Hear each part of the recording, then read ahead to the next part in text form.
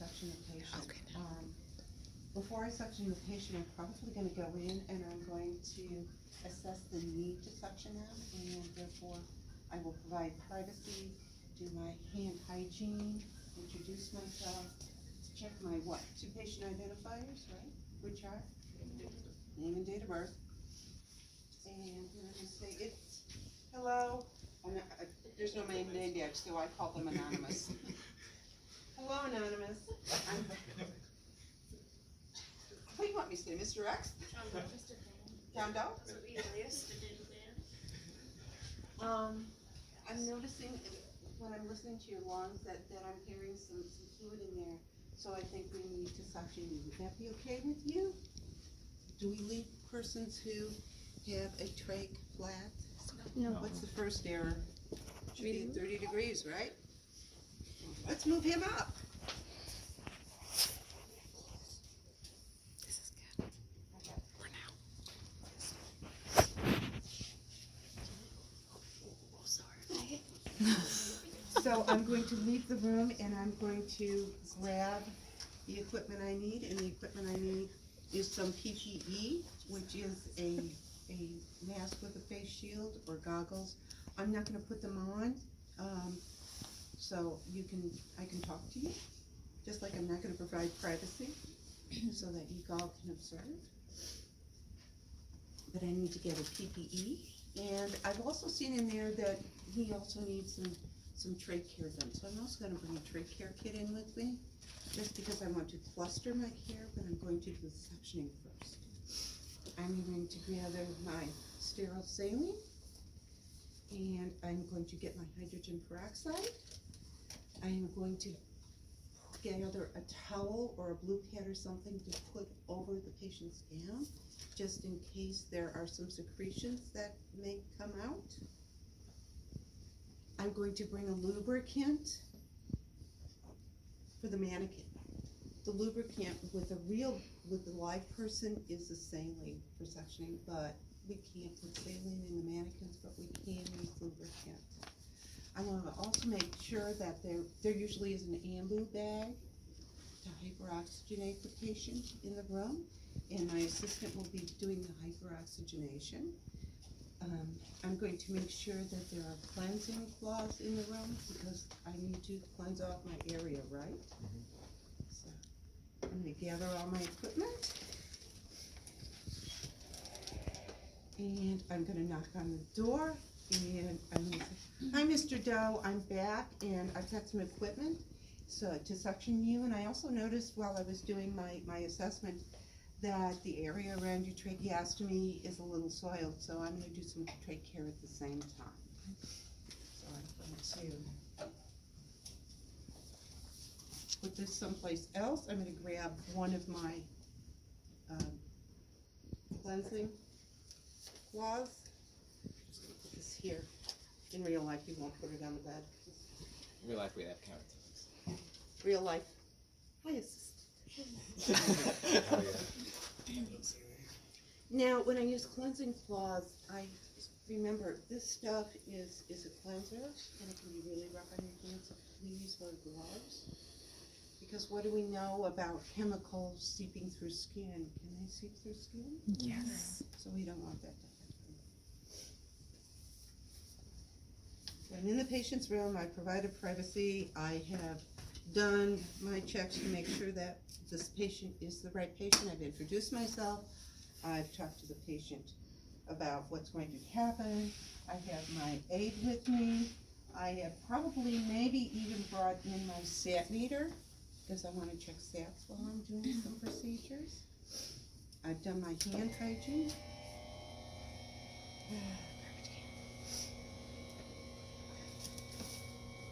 Is that good too? Yeah. Thank you. Save the back. Please save your back. You don't want to leave your shift walking out into the parking lot and have people wonder whether you're a patient or the nurse. Well, when you walk like that, they're thinking maybe you're a patient here. Put this over here. Oops, that and that. Okay. I'm going to place a towel under the patient. Okay, and I've attached a sat meter.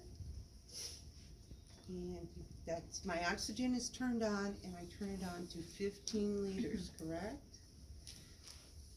In the hospital environment, you'll probably have 2 oxygen outlets. One for the oxygen going to the patient through the oxygen tubing, and the second one may be for your ambu bag in case there's an emergency. So I'm gonna do that. I'm going to put on a non-sterile glove again, because I'm gonna turn on my suction, and I'm going to turn it up to about 120, 130, and I'm gonna test it to make sure that the suction is working. Y'all wanna feel what it feels like? That's all right. Everybody, you can come up if you wanna see what it feels like.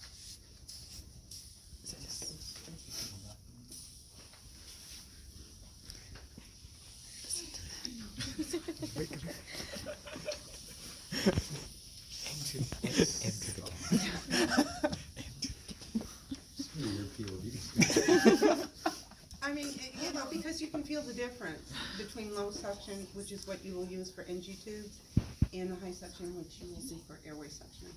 So I'm just gonna put this aside, and I've got you all set up with the oxygen on in the ambu bag. Next thing I'm gonna do is I'm going to open my kit. This is a sterile kit, and this is a sterile procedure. What do you guys remember about sterile fields? Don't turn your back on it. Don't turn your back. Cross it. Don't cross it. Nothing over it. The outer edges. The outer Maintain edges it. are okay. We open it away from us. And anything below the waist is considered what? Non-sterile. Okay. I just ask questions to make sure you're awake. I'm going to open the package.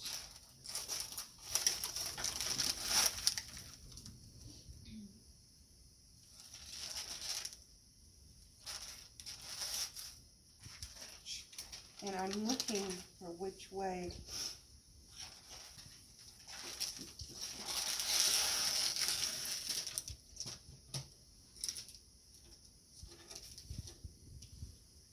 and I don't see my little cup in here. Oh, it's like cardboard. You have to make it yourself. I know, but, okay. Another old nurse tip, if you're unfamiliar with the equipment, open up a package and take a look at it so you don't look like I just did in the patient's room. It's not conducive to them having confidence in you. Okay, so I'm Not going building to open trust. it up. And I'm going to grab the sterile gloves out. And I'm gonna grab my little cup. Now I'm gonna grab it by the edges so that I can open it up. So I'm gonna go like this.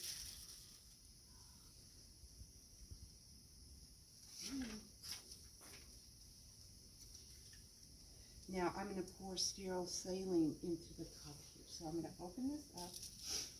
And I'm going to put this here, and I'm gonna take my sterile saline, and if it's a new bottle, I'm gonna open it up, initial date and time it, and I'm gonna go around so I don't cross my sterile.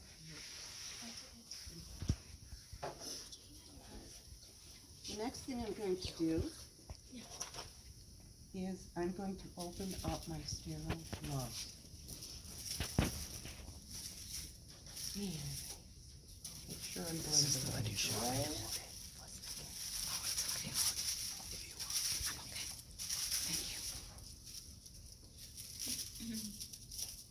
Remember, with the first sterile glove, you pinch. Remember, the inside of the glove is non-sterile and the outside of the glove is sterile.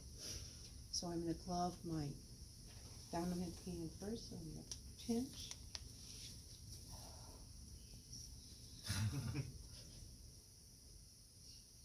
And I'm still touching to the outside. And I'm gonna find my thumb.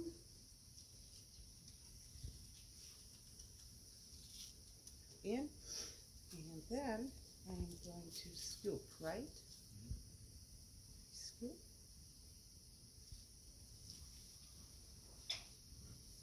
That's close. It's safe. Yeah? It's safe. Now, are both my hands sterile? Did I break sterile here? Well, you are right now, right? Because you're above the shoulders. No, no, I just have to be above the waist. Next thing I do is I grab my suction cap and I take this out and I will wind it around my dominant hand, or I will wind it around my dominant hand. I keep getting this confused. I'm going to lose the sterility of my non-dominant hand, and one day I'll learn how to talk. And I'm going to attach this. Now, what I'm going to do now is I'm going to go here and I'm going to clear the tube. Now, I'm going to ask you to move that tray collar over to your side and hyperoxygenate the patient. Just loosen it up. It's really hard. Take the pill off. It'll probably be easier. Now attach it, and I want to give 2 or 3 breaths to hyperoxygenate. How through the trade? Slow, yep. Okay, one more.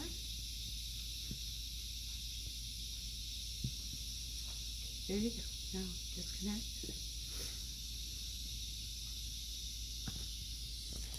Now I'm going to go down the tray tube. And on my way down, I am not going to engage the suction.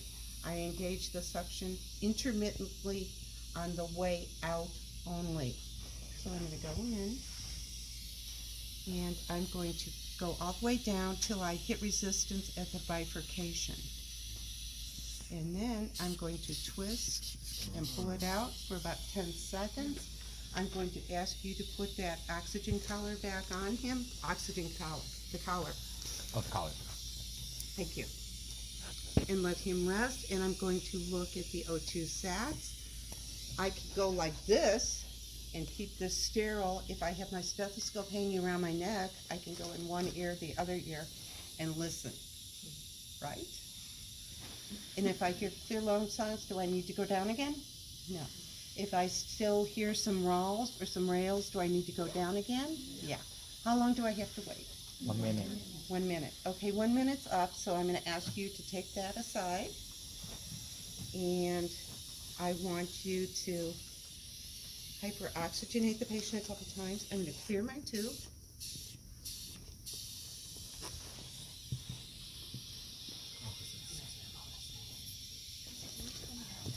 And it's not being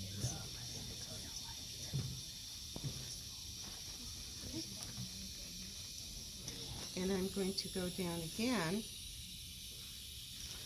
till I hit resistance. And then I'm going to twist and pull out. 2, clear. Wrap it around my hand again. I'm going to put my stethoscope back in my ears and take a listen. Yeah, he's clear. So we're going to put this back onto the patient. I'm going to turn off my suction. I'm going to disconnect.